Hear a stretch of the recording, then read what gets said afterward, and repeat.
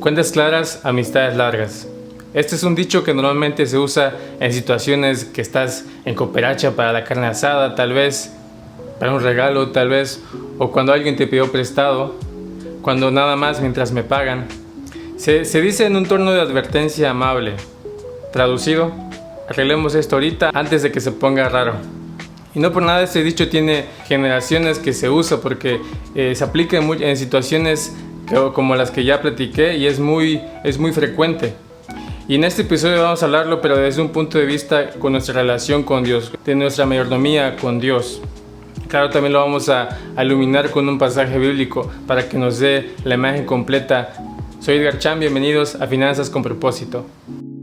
Entonces vamos a sentar en la mesa este dicho con un proverbio de la Biblia, porque tu abuelita y Salomón estaban más de acuerdo de lo que piensas. Primero vamos a darle el crédito al dicho de lo que nos enseña primero. El dicho sabe algo que muchas amistades aprendieron de forma dolorosa, que las finanzas cuando no son claras pueden destruir amistades, que lo que mata no necesariamente es la deuda, pero la ambigüedad de cuándo te voy a pagar y cuánto te debo. ¿Cuántas amistades conoces que se enfriaron tal vez por una deuda, por un préstamo, tal vez de que nunca se habló? No hubo peleas, no hubo gritos, simplemente como que ahí se fue perdiendo la amistad y nunca se tocó el tema. La deuda se convirtió como en ese mueble incómodo en medio de la sala que nadie habla y como que finge que no está ahí. Y también la otra parte del dicho es que nos enseña que pedir claridad no es desconfianza, es simplemente tener cuidado en cuidar la relación. Cuando dices, oye, apuntemos esto que está pendiente de que te debo o me debes, no necesariamente es por desconfianza tal vez, sino que estás diciendo, me importa esta relación y quiero que la conservemos y que lleguemos hasta diciembre. Entonces, muchas veces son estos números confusos los que separan la relación, no necesariamente la deuda en sí. Las cuentas claras no solamente protegen tu dinero, protegen la relación. Entonces, usando este principio, cuando extrapolamos esta forma de rendir cuentas con nuestras amistades, los círculos que tenemos, nos damos cuenta que realmente no aplicamos lo mismo cuando en nuestra relación con Dios. Entonces, otra vez, para aplicar este dicho a los que nos deben, a nuestros amigos, círculos de afuera, somos como una máquina, somos buenísimos. Sabes la fecha, el monto, el lugar, no, hombre, tienes una memoria de elefante para recordar los detalles de esta deuda. Hasta te acuerdas tal vez de lo que traías puesto.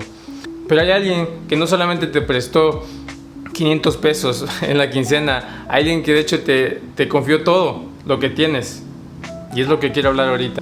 El trabajo que tienes, la capacidad para levantarte cada mañana, tu salud, tus capacidades, tus habilidades, todo lo que tienes, todas estas cosas te fueron otorgadas y confiadas a ti. A eso es lo que le llamamos mayordomía. Y es reconocer que Dios es el dueño, el que nos ha otorgado todo lo que tenemos, que nos ha confiado con ello. Y obviamente se trata de darle gracias a Dios, de reconocer que dependemos de Él. Muchas veces incluso sabemos estas cosas, pero al aplicarlo otra vez en nuestras finanzas, es ahí cuando se vuelve un poquito no tan claro, turbio, como que, pues sí, a Dios le pertenece todo, pero mis finanzas, pues yo las manejo como quiero, ¿no? Entonces ahí es donde encontramos esa desconexión. El de pensar, pues yo con Dios estoy bien, yo doy mi diezmo, doy mi ofrenda, mi 10%, ya ahí estoy bien, ya cumplí. Y qué bueno, en serio, que si cumples con eso, tu generosidad está muy bien que lo hagas así. El pensamiento que se tiene sobre eso es que solo a Dios le pertenece ese 10%, ya cumplí, ya se lo di, ya pagué ese impuesto divino, ya le pagué al dueño de todas las cosas y lo demás ya tengo derecho yo. Entonces a veces sin necesariamente expresarlo de esa forma, se tiene esa percepción sobre las finanzas. Pero entonces si Dios es el dueño de todo, no solamente entonces es el dueño de ese 10%, es el 100%. Y ahí es cuando la pregunta se vuelve un poquito incómoda, porque ya no es solamente de cuánto diste en tu ofrenda, es de qué hiciste con lo que te quedó, cómo lo administraste, en qué se te fue, qué deudas adquiriste, te lo gastaste para algo en lo que vale la pena o solo se te fue en cosas que ni te diste cuenta. También se trata de tener cuentas claras y son cuentas que tenemos que tener con Él, con Dios. De hecho, rendir cuentas se puede empezar un poquito más práctico para que sea un poquito más simple de entender. Se trata de primero conocer tus cuentas, lo que tienes. Entonces podemos empezar con estas 3 preguntas tal vez. ¿Sabes cuánto dinero debes exactamente hoy? ¿Sabes cuántas suscripciones activas tienes ahora mismo? ¿Y sabes cuánto te gastas en total al mes? Esas preguntas son para que reflexiones en que si sabes tu estado de tus cuentas actualmente, con eso se empieza cuando queremos tener buenas rendición de cuentas, buen manejo de nuestras finanzas. En otras palabras, un administrador que no sabe lo que administra, entonces desde ahí se comienza mal. De alguna forma eres como un espectador de tus cuentas nada más. Y ahora mismo, de hecho, no es tan difícil conocer los números, es tan fácil acceder al app de tu banco tal vez o a tus estados de cuenta, ver exactamente dónde se te van tus gastos del mes, en qué lo que pagas. Es tan fácil, de hecho, accesar esta información que muchas veces se siente como que no se tiene acceso a ellas, pero es tan fácil como buscarlo un poquito y puedes, de hecho, ver todas estas cosas en un estado de cuenta. De hecho, en esta historia de tener cuentas claras, el banco conoce muy bien cuánto recibes, cuánto es tu salario, cuánto te gastas en tal cosa, cuánto te gastas en deudas, cuánto debes. Todo esto, de hecho, el banco conoce mucho mejor que tú. Ahora, ¿qué es lo que Proverbios dice? Proverbios 16:2 dice: la gente puede considerarse pura según su propia opinión, pero el Señor examina sus intenciones. Y esa es la palabra clave, examinar. Muchas veces somos nosotros los únicos los que pensamos que nos autoexaminamos, o solamente queremos limitarnos a nuestra autoevaluación de cómo manejamos nuestras finanzas. Pues yo creo que en este lado hice bien, sí tengo deudas, pero ahí la llevo más o menos. Pero en ese sentido, lo que el proverbio nos está hablando es de cómo Dios es el que nos examina, el que examina nuestros corazones, el que examina tus motivos para cuando te metiste en deudas y te gastaste, no sé, en una pantalla de televisión, o te fuiste a un viaje de vacaciones. Otra vez, se trata de que Dios, de hecho, es el que examina tus motivos. No necesariamente en cuánto lograste acumular, cuánto lograste invertir o cuánto multiplicaste tu dinero, sino por qué gastaste en esto, por qué gastaste en aquello, a quién tal vez estás tratando de impresionar.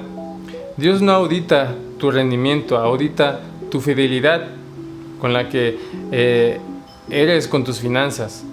Y esas son revisiones totalmente distintas. Entonces, cuando juntamos estas 2 piezas del dicho, lo que dice el dicho, cuentas claras, amistades largas, y lo que dice Proverbios, así como cuidamos esas amistades del amigo que te prestó o al que le debes, también hay que cuidar la relación con Dios en cómo manejamos nuestras finanzas.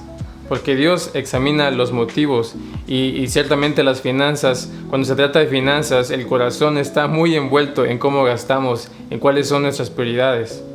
Jesús cuenta una historia en Lucas 12, en la que un hombre rico tiene una cosecha muy productiva, tan buena que aparentemente ya no le cabe en el granero que tenía. Entonces se sienta a reflexionar y aparentemente a tratar de resolver ese problema de qué hacer con lo que le sobraba.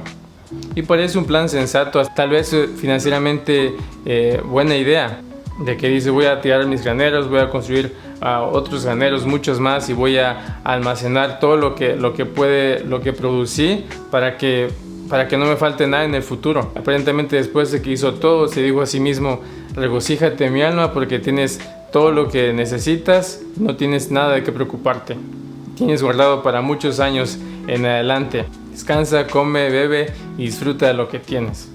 Es interesante que este hombre rico habla como de un modo monólogo, siempre: mi granero, mis cosechas, mis bienes, mi alma. Es como un monólogo completo de cómo se ve a sí mismo y de lo que tiene. En su autoevaluación él se aprueba a sí mismo, pero su error es que no consideró a Dios para nada en lo que tenía. Entonces la réplica de Dios al final de la historia es que Dios le dice: necio, esta misma noche vas a morir. ¿Y quién se quedará con todo por lo que has trabajado? Y la pregunta no fue cuánto acumulaste, qué hiciste con lo que acumulaste, sino que ¿quién se va a quedar con todo lo que hiciste? Esa historia refleja muy bien, ¿no?, de lo que vimos en Proverbios 16:2, que nosotros nos autoevaluamos muchas veces y nos damos como un tic de que bien hecho, pero es el Dios el que examina nuestros corazones y el que últimamente dice si estamos en lo correcto o no. En esa historia el hombre rico pensó que que lo hizo muy bien y que se sacó pues la palomita y que él planeó todo muy bien, pero nunca reconoció a Dios en cómo manejaba sus finanzas, en sus recursos, y es lo que creo que al final de la historia lo que nos enseña. Quiero aclarar que creo que la Biblia, esa historia no está diciendo que ahorrar está mal o invertir está mal o pensar en el futuro, planear para el futuro está mal. No es lo que está diciendo, pero lo que se trata es que no tomamos en cuenta a Dios en nuestras finanzas. Ese es el error que cometió este hombre rico y muchas veces es el error que cometemos muchos de nosotros, que manejamos nuestras finanzas sin reconocer a Dios en lo que recibimos, en cómo lo gastamos. Y entonces ahí es el error en el que no debemos de caer.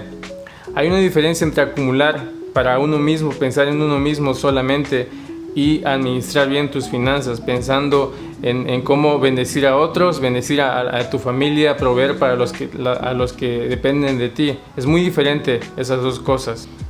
Ahora, para el ejercicio de esta semana, escribe en una hoja todo lo que tienes, tus cuentas en tu cuenta bancaria, tus ahorros, tu saldo en tu cuenta principal y tal vez en tus inversiones si las tienes. Anota todo lo que tienes, incluso bienes si los tienes, auto, casa, todas esas cosas. Anótalo en una hoja. Ahora, en una columna separada anota tus deudas, tu tarjeta de crédito, las cosas que sacaste de la tienda departamental, tal vez. Anota todas esas deudas en una segunda columna también. Entonces, ya que tengas estas dos listas y el número y la suma de lo que tienes y de lo que debes, entonces al final haz esta pregunta en estas dos columnas, reconociendo que lo que tengo no es solamente mío, sino que eres administrador de ello. ¿Crees que cambiarías algo con lo que tienes, como cómo manejas tu dinero? ¿Qué cambiarías antes de que entregues cuentas sobre esto? Contéstala en esa misma hoja. Tal vez puede ser: cancelaría esto, cancelaría aquello, pagaría mi deuda totalmente. Tú responde lo primero que se te venga a la mente. No tienes que tardarte media hora en tratar de contestar la pregunta. Es simplemente un poquito reflexionar sobre de cómo manejarías mejor sabiendo que entregas las cuentas a Dios mañana. Y el punto del ejercicio es que no lo veas o te sientas con miedo al hacer este ejercicio. No se trata de eso, de inculcarte miedo de cómo estás haciendo tus finanzas mal y así. Se trata de reconocer otra vez y reflexionar de que Dios le importa los motivos y cómo manejas esas finanzas. No porque para tacharte si te aprueba o no, sino porque Él le interesa otra vez y él camina contigo. Es importante pues reconocerlo a Él en nuestras finanzas y tratar de honrarlo con lo que tenemos. Entonces, en ese sentido, rendirle cuentas a Dios no es como comparecer ante un juez. Es sentarse con alguien que te confía algo porque confía en ti, porque quiso confiártelo a ti. Y esa es la parte que de hecho es liberadora, que reconocer a quién le rendimos cuentas. Eso nos libera para no tener que tratar de pretender o impresionar a alguien más. No tienes que rendirle cuenta a tu primo que sacó una camioneta nueva, a esos amigos que están sacando una boda de telenovela y tú quieres también hacer lo mismo, o a las redes sociales que te muestran vidas ajenas de que viven vidas super padres aparentemente. No tienes que tratar de reflejar tu vida con los demás, con estas otras personas a tu alrededor. Te tienes que solamente rendir cuentas a Dios y Él se preocupa porque vivas bien y manejes bien lo que tienes. Los demás no te confiaron nada, solo son espectadores de tu vida. Entonces, recapitulando con el dicho, la ambigüedad con los números y finanzas puede destruir relaciones, pero hay una relación mucho más importante, que es la de con Dios, ser mayordomos delante de Dios, la que importa en cómo manejas tu dinero. Si quieres trabajar este tema de mayordomía a fondo, entonces el módulo 1 de finanzas con propósito está disponible en wiserpicture.com. Voy a dejar el link en la descripción. Nos vemos y que Dios te dé sabiduría, y esta semana esa sabiduría empiece con hacer tu informe de lo que tienes y reconocer tu mayordomía ante Dios. Nos vemos.